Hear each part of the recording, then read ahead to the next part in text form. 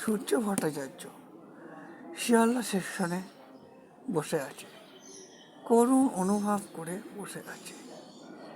বৃষ্টিতে ভিজে থরথর করে কাঁপছে, খাতাটা সেকশনের সামনে ভাসছে। যার বাড়ি ফেলা হলো না, কি জানি কেমন নিয়তি পরিহার। কিন্তু আমার তো কেউ নেই, আর আমি কোথায় যাব? আর আমাকে সেই কলকাতায় কাজ করতে বেরোতে হবে। কিন্তু জানি না যে আজ বাড়ি পৌঁছাতে পারবো কি না। এমন সময় ট্রেন এলো 11:30টার সময়।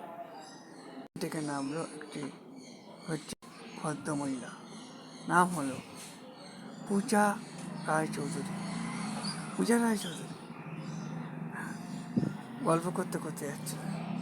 আচ্ছা, আপনি এখানে কি ট্রেনের জন্য অপেক্ষা করছেন? কোথায় যাবেন? না না না না না, আমি কোথাও যাব না, আমি আমার গৃহে প্রবেশ করব। তা এত রাত্রিরে 11:30 বাজে, এমনি থরথর করে কাঁপবে না? এই বৃষ্টি রাতে থরথর করে কাঁপলে কালকে তো হসপিটালে ভর্তি করতে হবে। না ম্যাডাম, তেমন কিছু করতে হবে না, আপনি যেমন যেখানে যাচ্ছিলেন যান, সেখানে আমার কিছু নেই। আমি এরকম আপনাকে এভাবে রেখে আমি কখনোই যেতে চাই না, এমন কাপুরুষ আমি নই। চলুন আমার সঙ্গে বাড়ি।